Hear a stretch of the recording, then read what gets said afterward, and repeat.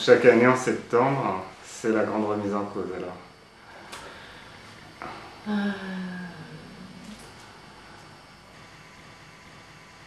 Oui, parce que je trouve que en fait j'ai l'impression d'avoir plusieurs facettes que j'arrive pas à faire coexister en même temps dans mon quotidien, ou du moins suffisamment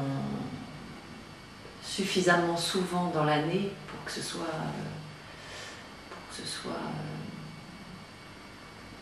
plein, quoi, satisfaisant. Donc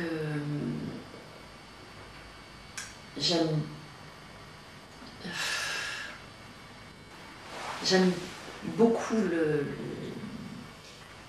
mon métier, mais j'aime beaucoup me retrouver seule à jardiner et à bêcher, à retourner la terre. C'est quel type de jardin?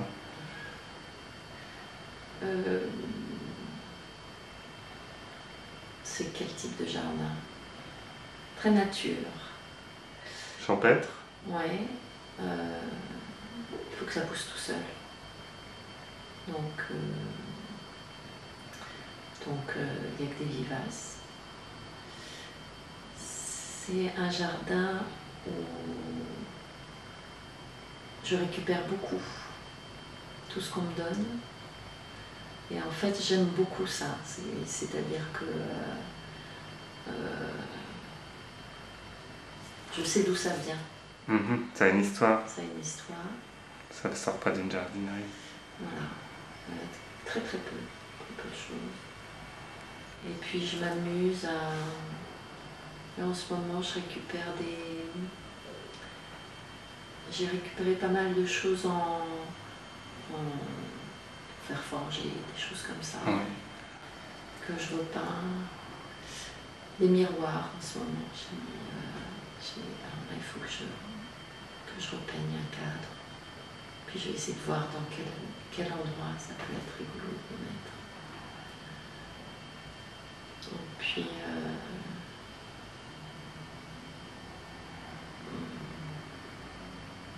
voilà, enfin, c'est pas ordonné. Parce que il faut que ça pousse ou ça se plaît, donc... Ça vagabonde comme la pensée. Voilà, tout à fait. Voilà. Et j'aime beaucoup les fleurs, les couleurs, donc voilà, j'aime bien quand... J'essaie qu'il y en ait tout le temps. Et je crois que ça me procure énormément de satisfaction d'être seule dans mon jardin, et en même temps, c'est pas suffisant, quoi. Qu'est-ce qui manque?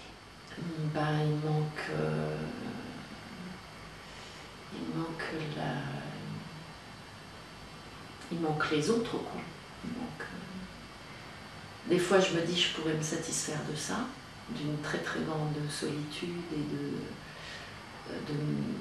de m'exclure complètement d'une vie sociale. Je crois que Alors, je ne sais pas si j'en serais capable, mais parfois je me dis que oui.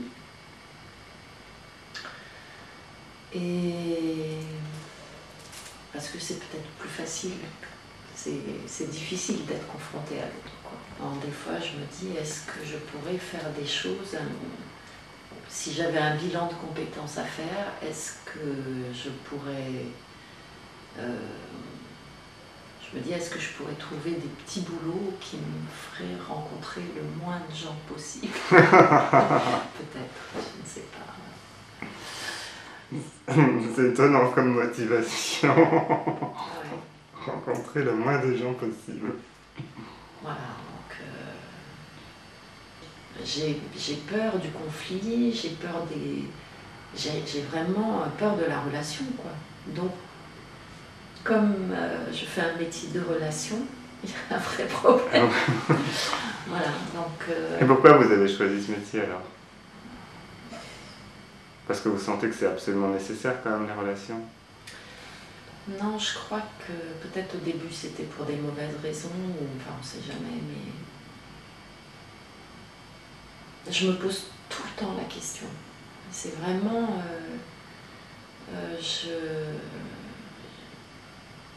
j'étais plutôt quelqu'un de réservé, timide. Je ne suis pas née dans un milieu qui devait forcément mener à ce choix, quoi. Mais je pense que j'avais envie que dans ma tête peut-être de parler avec les autres, de parler avec les mots des autres, d'auteurs ou n'importe, pouvait m'aider à m'exprimer, tout en étant cachée. Donc je me suis dit ça, et je pense qu'il y a aussi énormément de...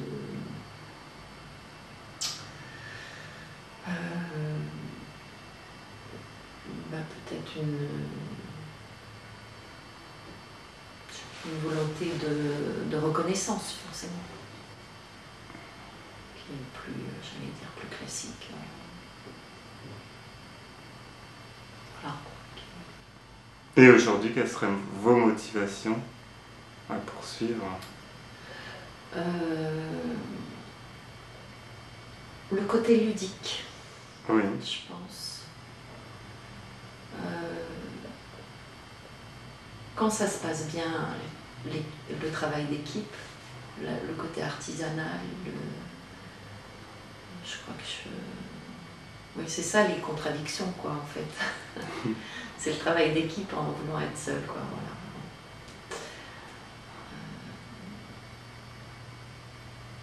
Et puis, qu'est-ce qui pourrait...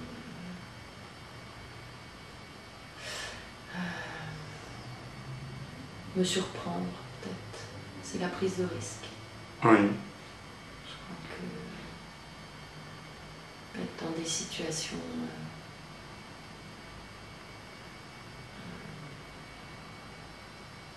en fait, je sens une très grande paresse en moi. Donc, ne pas rester dans le confort, ça me permet d'exister. Sinon, je pense que je pourrais aller jusqu'à la disparition, c'est fort, mais je pense qu'il y a de ça. Ça me permet d'exister. C'est pour ça que j'arrive pas à faire autre chose. J'arrive pas. Là, j'ai une anecdote. C'est une histoire pas assez compliquée, mais j'ai eu une journée de tournage. Au début, c'était très désorganisé. Je devais travailler en juillet. J'ai rencontré fin juin. Je rencontre l'équipe en juillet. Le réalisateur iranien, c'était une équipe iranienne, vient me voir jouer au théâtre, tout ça. Bon, il me prévoyait dans un rôle que j'apprends. C'était très mal traduit. Après, ils m'ont vu, ils me proposent un autre rôle que j'accepte. Et puis, il fallait que je dise combien je coûte, combien je vaux plutôt. Combien je vaux. Oui. Intéressant, cette façon de vous regarder. Voilà, combien je vaux. Et j'avais demandé à un ami, parce que comme je suis jamais payée, je fais ce métier sans être payée très souvent, donc je lui demande un peu ce que ce que je peux demander. Et puis, donc le français, le producteur français me dit bon, écoutez, voyez ce qu'elle vous propose, et puis moi je ferai un effort pour... Et puis elle me propose donc 300 € la journée parce que je suis une excellente femme, elle enrobe avec parce que vous êtes ceci, cela.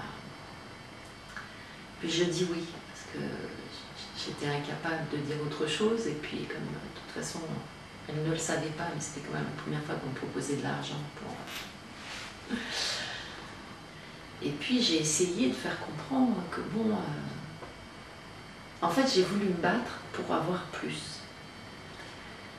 Et ça m'a mis dans un état, parce que j'avais l'impression de faire quelque chose de...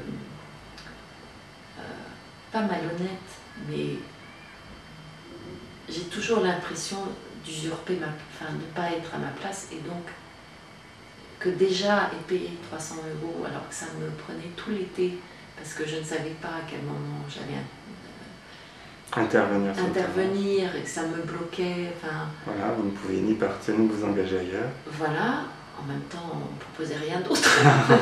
Donc c'était... Enfin c'est pas que je me mentais, mais j'aurais tellement voulu être considérée, en me disant s'il y avait quelqu'un, un agent, n'importe qui fait ce boulot-là, j'aurais pas vécu cette situation. Mais en fin de compte, ça m'a miné de l'intérieur, mais vraiment, vraiment. Et jusqu'au moment où j'ai eu ma petite enveloppe avec l'argent en liquide. Et en fait, c'était de nouveau, j'étais encore dans une situation pas officielle, enfin, dans une situation c'est marrant, parce que alors là ça me fait vraiment remonter des choses personnelles, quoi. Enfin, très de non-reconnaissance et d'argent liquide, voilà. Donc j'y avais pas pensé, mais je pense que ça a un lien, en fin de compte. C'est un peu compliqué, mais parce que alors là, il faudrait... Ça vous renvoie où, alors, justement? Ben là, ça me renvoie à ma situation familiale. Oui. Complète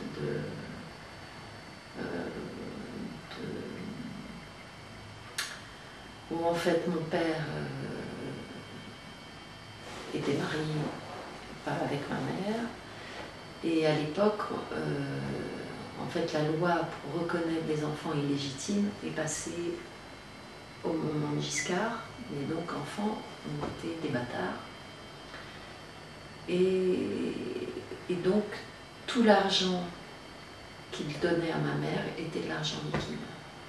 Donc tout d'un coup, cette situation en plus, je pense quand même que cette problématique de l'identité, de la reconnaissance, je sais que c'est lié au métier que je fais, mais là, du coup, cette situation, c'est vrai que je n'avais pas perçu que l'argent liquide, quand même, a une valeur, en fait, de faire disparaître l'autre, enfin, de ne pas le reconnaître. Voilà. Donc il y a une racine au fait que vous vous sentiez illégitime dans votre métier. Ah oui, je suis pas à ma place. Ça, donc vous êtes la bâtarde du cinéma. Complètement. Ouais, c'est vrai. Ouais. Et après le changement de loi, justement, qu'est-ce qui s'est passé? Est-ce que là, vous avez été reconnu? Donc, j'ai été reconnue. Donc, on est 3 filles. Et mon père a eu des garçons d'un côté et 3 filles de l'autre. 3 garçons et 3 filles mêlés. Il a vécu avec 2 femmes. Et en fait, il a demandé, quand la loi est passée, il nous a demandé, mais il nous a demandé l'autorisation, presque. Enfin, est-ce qu'on voulait être reconnu ou pas? Et moi, je m'en souviens pas, parce que j'étais la plus jeune. Ma sœur était en pleine crise d'adolescence, et ça voulait juste dire changer de nom de famille, donc passer du nom qu'elle portait à l'école à un autre, et pour elle, c'était pas possible, plus tout ce qu'elle ressentait vis-à-vis de mon père à ce moment-là. Donc ça a été non, et ça en est resté là.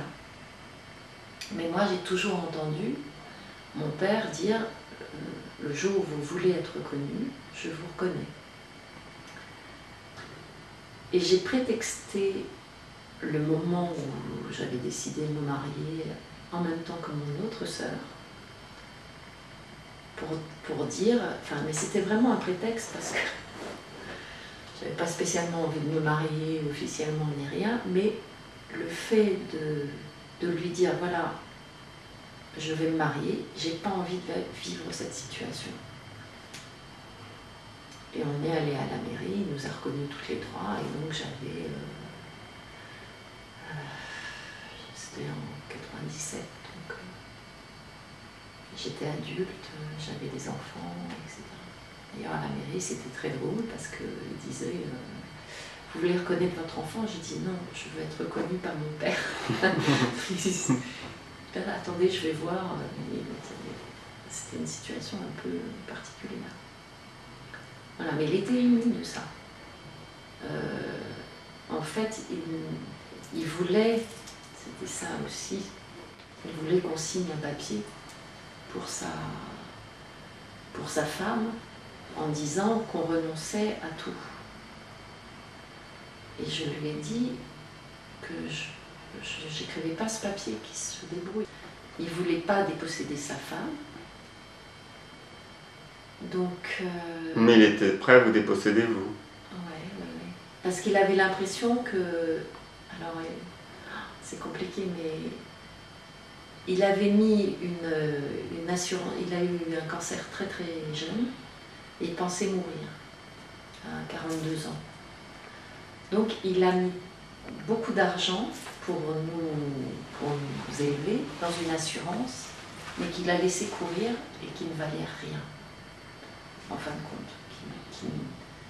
Il a payé toute sa vie des sommes considérables alors qu'il a survécu à son cancer, et qu'il ne s'en est pas occupé, parce qu'il ne voulait pas s'occuper de ces choses-là, en fait. Je crois que profondément ça l'ennuyait.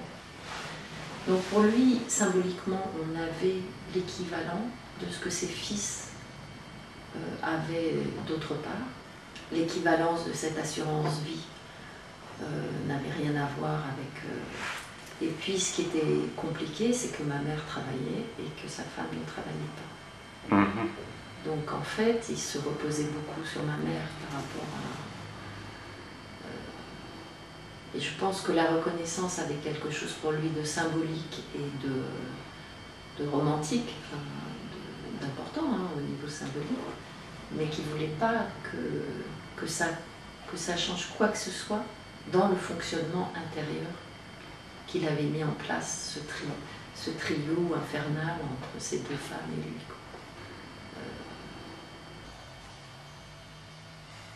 Le risque, le maximum que j'ai pris, c'est de demander à mon père cette reconnaissance sur le tard. Oui. Je savais qu'on allait couper avec cet idéal que mon père voulait, c'est-à-dire avoir ses 6 enfants réunis, être dans une union un peu comme ça, d'entente, où il aurait aimé que les familles se rencontrent, ou que, voilà.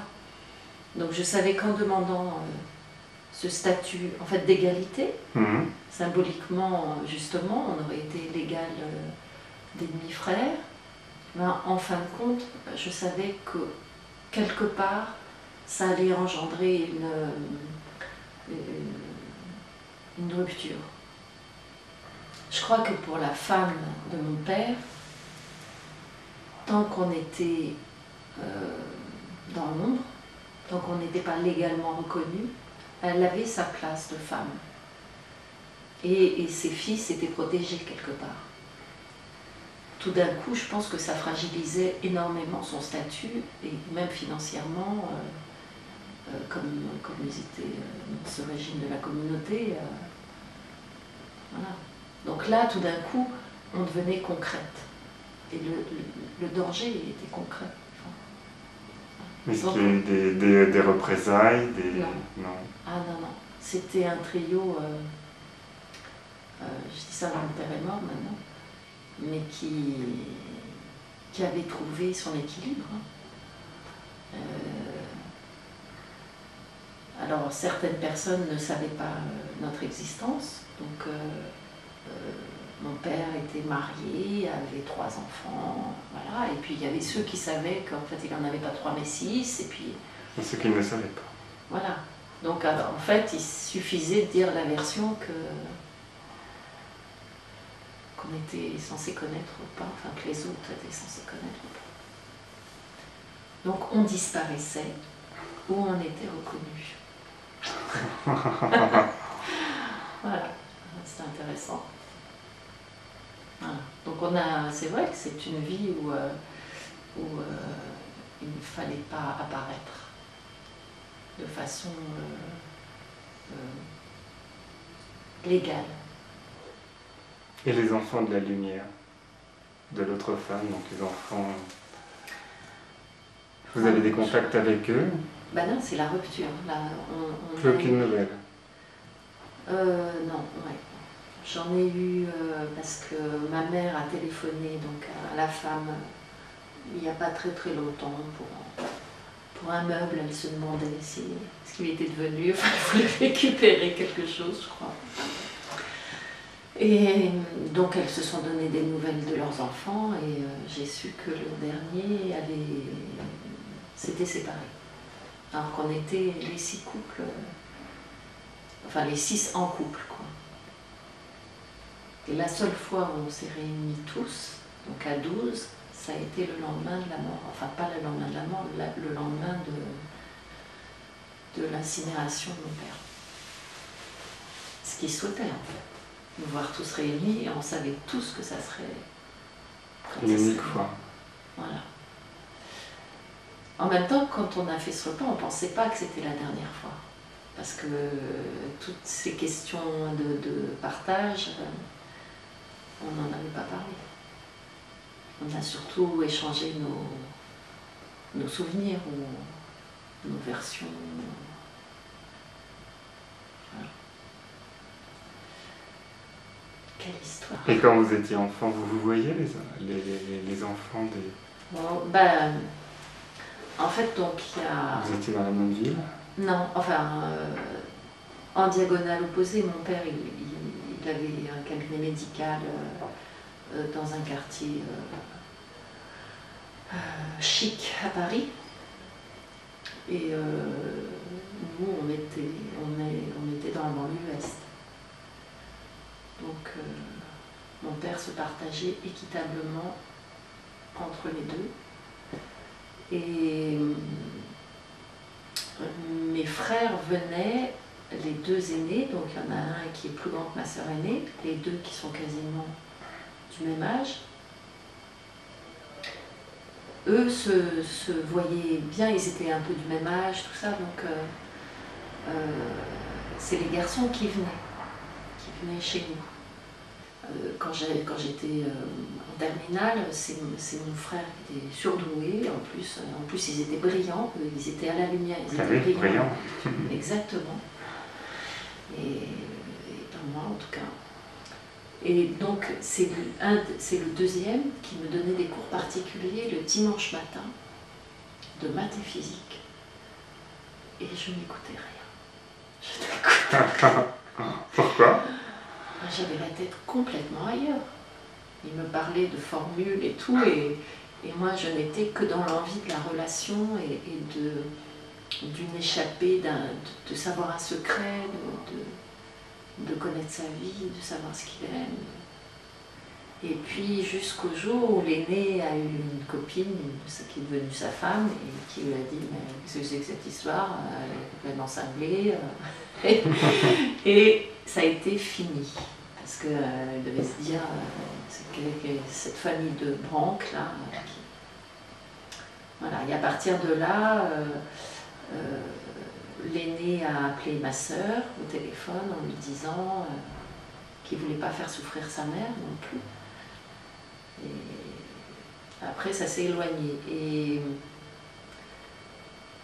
après, on a appris que le dernier, donc qui est plus jeune que moi, n'était pas au courant de la situation. En fait, il y a un gros écart d'âge entre ses deux frères. Et sa mère ne lui a pas dit, et mon père non plus. Et il l'a appris quand il avait 15 ans. Donc pour lui, je crois que ça a été très dur, que ça a été vraiment... Voilà. Et c'est celui qui s'est séparé. Ouais, c'est lui qui s'est séparé. Voilà. Et nous, on a beaucoup poussé, les 3 filles, je me souviens, moi j'étais un peu jeune, non, mais bon, je m'en mêlais pas trop, mais mes sœurs m'ont dit, mais quoi, il n'est pas encore au courant, il faut que tu lui dises, il faut que tu lui dises, il faut que tu lui dises, mais il était déjà vraiment trop tard, quoi. C'était vraiment... C'était aberrant, quoi. Mais je pense que c'est ça aussi que j'ai découvert peu à peu, c'est que cette situation qui paraissait normalisée, en fait, elle ne l'était que... Mon père n'a pas pris les risques, toujours, de dire les choses, quoi. Il avait caché la naissance de son fils, donc né 4 ans après moi quand même, à ma mère. Ah, aussi. Aussi. Et ça, quand on a compris, quand on a remis un petit peu les chronologies et tout, ma mère a... Je crois que ça a été très dur aussi, on a voulu partir, enfin... Parce que un tout est de savoir une situation et puis d'en découvrir une autre.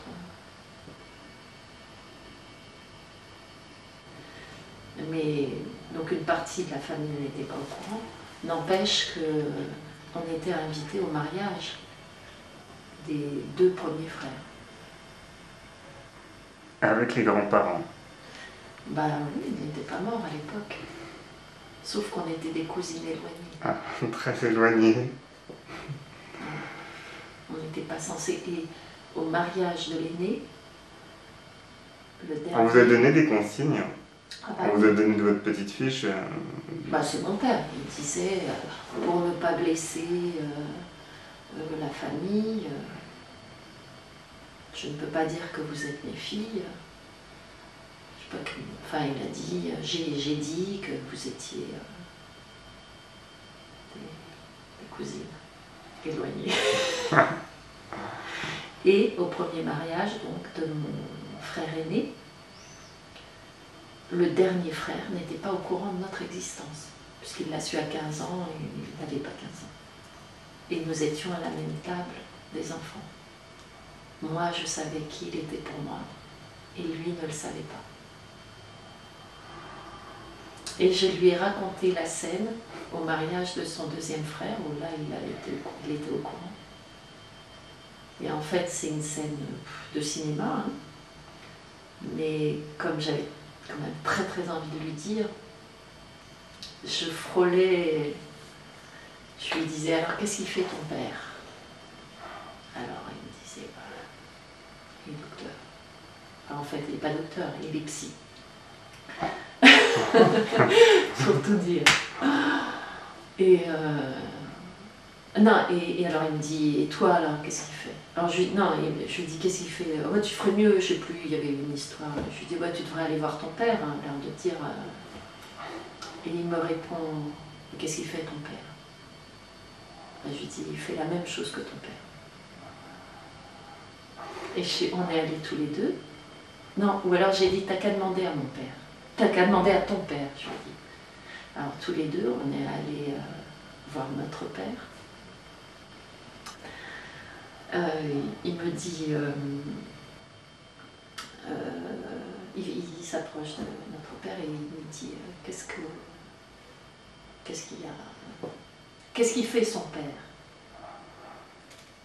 Et là, le regard de mon père, mais je m'en souviendrai toujours, j'ai fait l'air de dire, non, j'ai rien dit.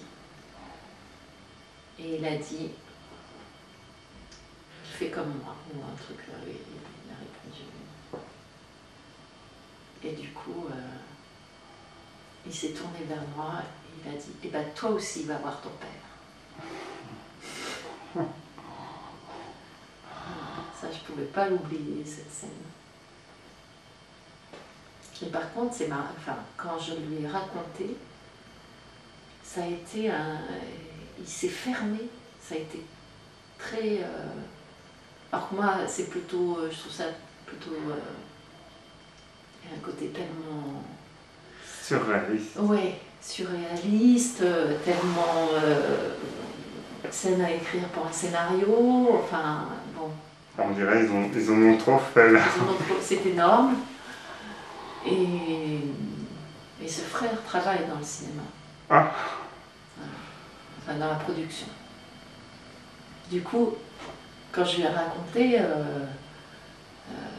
j'y voyais justement cette part artistique de ce qu'on avait vécu. Enfin, mais lui, il était très atteint en fait.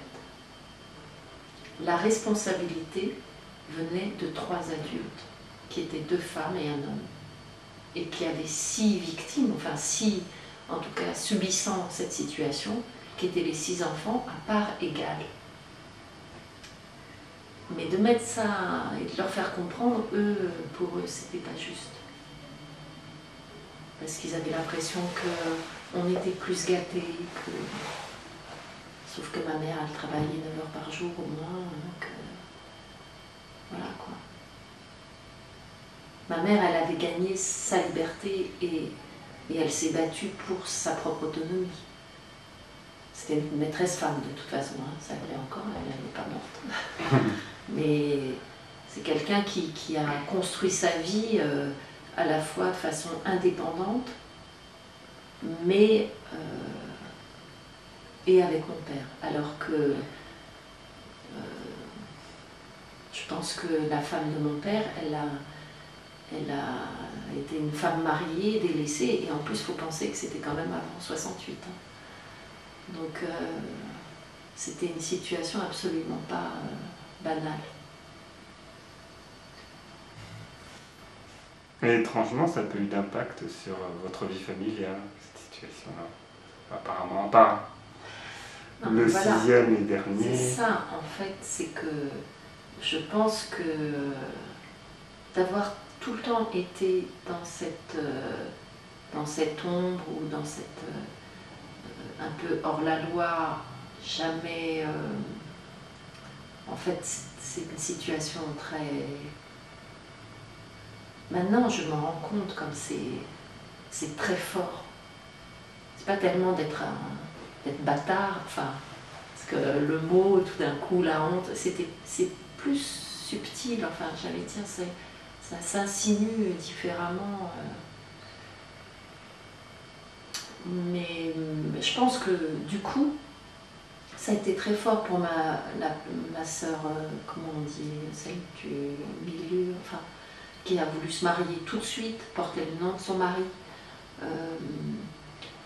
Elle c'était quelque chose de très... qu'elle revendiquait très très fort, mais vraiment presque violemment. Mais je pense que en tout cas moi, j'avais une volonté de normaliser et de lisser un peu. Ouais. Mais du coup, là, peut-être que ma vie est justement... j'ai commencé par ça, d'avoir raconté tellement la vie de mes parents hors norme, que du coup, la mienne, disparaît un peu. Et surtout que j'ai tout fait pour la planir. La boucle est bouclée.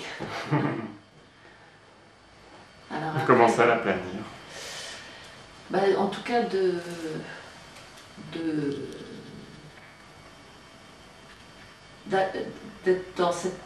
d'avoir l'impression d'être dans ce que la société attend de... Parce que je ne revois pas de vague. Voilà, pas de vague. Alors, je pense que personnellement... vous arrivez à en faire. Mais je crois surtout que je suis une tempête à l'intérieur. Je ne suis pas du tout au calme. C'est marrant parce que la première image que j'ai eue, c'est une tempête de joie.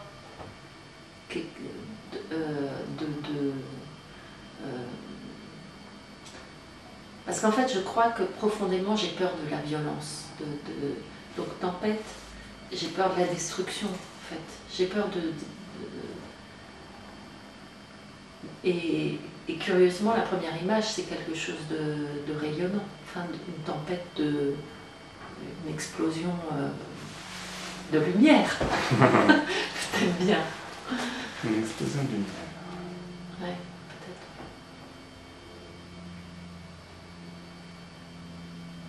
Alors, je ne sais pas ce que ça serait, mais je pense que ça...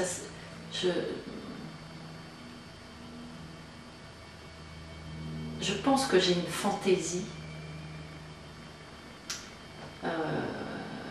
qui vient parfois dans mon jardin, mais que je n'assume pas. La dernière fois, vous me disiez aussi que vos 2 parents étaient psy. Et oui. Ça m'avait surpris. Et ils n'ont pas réussi à découdre ce scénario infernal. Je crois qu'en fin de compte, c'est ce que je me suis dit avec le temps. C'est qu'à force de... Enfin, on cherche toujours une cohérence et je me suis dit qu'il fallait accepter que l'incohérent et le paradoxe et l'irrationnel existent, quoi. Et qu'on ne pouvait pas tout justifier, on ne pouvait pas tout rendre les choses cohérentes, quoi. Et je pense que mes parents, ils avaient trouvé une espèce d'entente à 3, avec, je pense, une part de douleur et une part où chacun y trouvait son compte. Et je pense aussi avec... voilà, mais après tout, ils ont trouvé un équilibre. Puis après, c'était pas la panacée, mais eux, visiblement, ils ont vécu avec. Alors maintenant, être psy, est-ce que c'est accepter les paradoxes et les assumer? Ou bien est-ce que c'est vouloir tout mettre dans des... Et vous avez posé la question un jour à votre père, pourquoi il avait ressenti le besoin d'avoir 2 femmes, 2 familles? Je pense que souvent ce qui revenait, bon, il a été orphelin assez tôt. Oui. Enfin, il a perdu son père, il avait sa mère, mais... Donc il a perdu son père quand il avait 7 ans. Oui.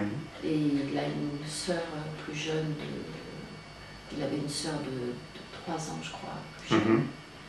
Et donc en fait, il a été élevé, c'est toujours ces générations, par un parrain. Mais je crois que sa mère, j'ai jamais tout à fait, il faudrait que je redemande à ma mère, tiens. Mais je sais qu'il a été élevé et pris en charge beaucoup par un parrain assez riche, je crois dans les parcs de Montretout, un truc comme ça.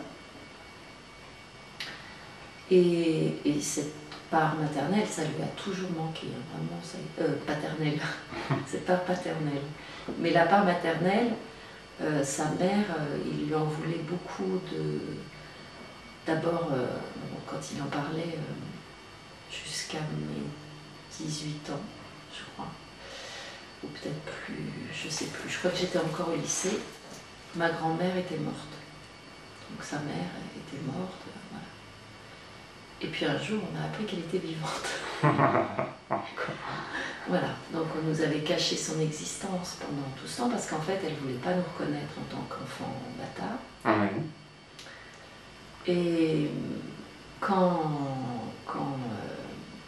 mon père lui amenait des photos, etc., il en a toujours voulu à sa mère de ne pas avoir refait sa vie, de ne pas avoir connu quelqu'un d'autre, parce qu'elle a été une jeune veuve, en fait. Oui. Et d'avoir porté cette douleur, et puis en fait de l'avoir fait supporter à ses enfants. En fait, c'est ma tante, sa sœur, donc, qui nous avait dit, vous savez, votre père, il n'avait pas de modèle, il savait pas ce que c'est il ne sait pas ce que c'est un père. Donc il est toujours comme... et ça m'avait aidé à accepter une forme de maladresse. Enfin, en tout cas, par rapport à deux femmes, voilà, le rapport avec la mère et l'absence du père, tout ça, je pense que ça a été... Ça peut expliquer... voilà, deux présences rassurantes. Voilà, alors maintenant, maintenant je pense que mon père est un homme à femme et était un homme à femme et que, alors c'est des choses qu'on apprend après, mais pour ma mère c'était évident qu'il avait en plus des maîtresses et que, voilà. Et ma mère très paysanne disait, je peux pas le satisfaire totalement, il faut bien qu'il aille voir ailleurs. Donc voilà, c'était très concret, très philosophe. Voilà. Oui, il faut bien avec la nature. Voilà. Donc voilà, c'était un... Et vous êtes sûr qu'il n'y a pas encore d'autres enfants quelque part? Alors ça, c'est... Ce qui est sûr, c'est que j'ai voulu... j'ai pas voulu la dispersion. Je crois que je me suis cherchée un peu, mais en fait, à 22 ans, j'ai rencontré l'homme avec qui je suis encore, quoi. Donc... Il a le même caractère que votre père? Non. Non, alors c'est marrant parce que je trouve qu'il y a vraiment des points... Mes sœurs, je trouve qu'elles sont des hommes qui ont beaucoup de points communs avec mon père. Autant le mien, je trouve qu'il en est à peu près à l'opposé. Donc un homme qui ne vous fait pas d'ombre?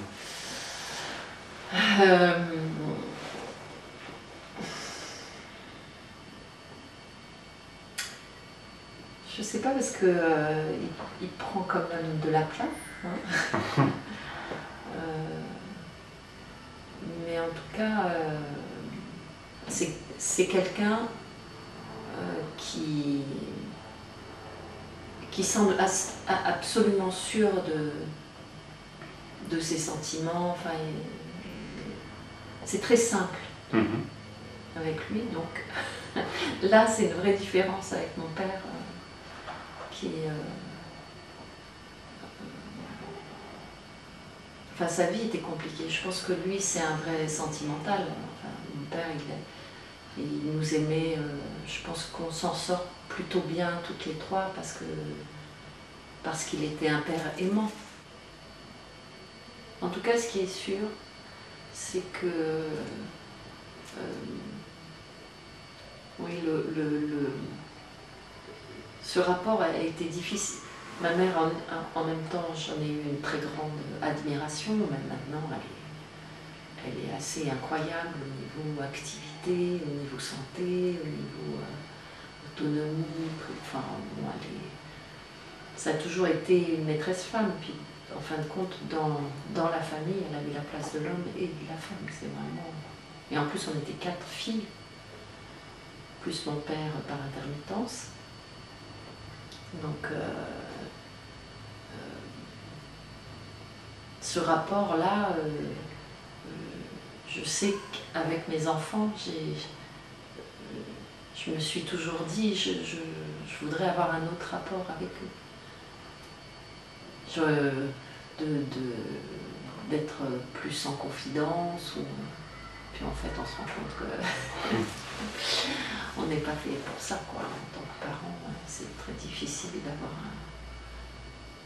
un rapport... je pense qu'il y a un rapport de confiance qui est... Enfin, le rapport est peut-être différent, mais... Après, est-ce qu'on parle à ses parents? Je sais pas. C'est pas si simple. J'ai un chemin à faire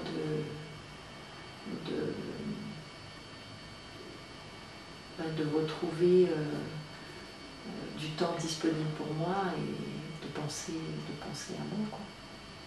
De ne pas fuir. Ne plus vous éclipser. Voilà. Mais par contre, justement, curieusement, il y a une chose qui a toujours été une forme de priorité, c'est le jardin. C'est fou comme j'ai réussi dans cette activité physique. Je crois que c'est très important pour moi qu'elle soit physique, qu'elle me fatigue, quoi. Enfin, parce que je sens que j'ai beaucoup de... J'ai besoin pas de m'épuiser, mais... d'éprouver les choses. Ouais, et puis qu'elle ne passe pas par le cérébral aussi. Parce que je pense que... je crois que c'est vraiment quelque chose qui me ressemble le plus aussi. En fait, tout ce qui est artisanal, peut-être. Donc, ça a été une porte de sortie.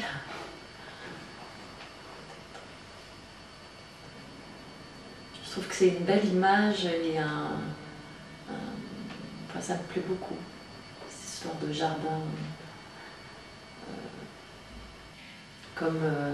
presque comme une métaphore de quelque chose qui m'accompagne en parallèle de ce que je suis, quoi. Comme si ça pouvait être une image de ce que... Votre reflet permanent. Oui, et puis du coup ça m'éclaire sur plein de choses parce que je m'amusais à dire quand ça boue à l'intérieur, je prends mon sécateur et... Vous faites une haie. J'en profite parce que je ne taille jamais gratuitement, mais c'est le moment où, c'est une ligne. je vais couper, ou je vais... Donc c'était là, quelque part, je savais bien que ça répondait à des... Mais là, je trouve que ça va plus loin parce qu'il y a eu cette histoire de rythme. Et c'est vrai que je crois que très très profondément, et c'est une chose qu'avec l'âge peut-être je ressens de plus en plus, de ne pas être une rapide, d'être quelqu'un dans un rythme, voilà. Et à chaque fois que j'ai été au niveau du travail confrontée à une efficacité où on me donnait 12 heures pour faire ceci, cela, d'abord je travaillais 100 chez moi pour arriver à ces 12 heures, enfin, de toute façon c'était dingue. Et c'est une douleur, enfin, c'est quelque chose que je vis mal. C'est contre nature. C'est contre nature.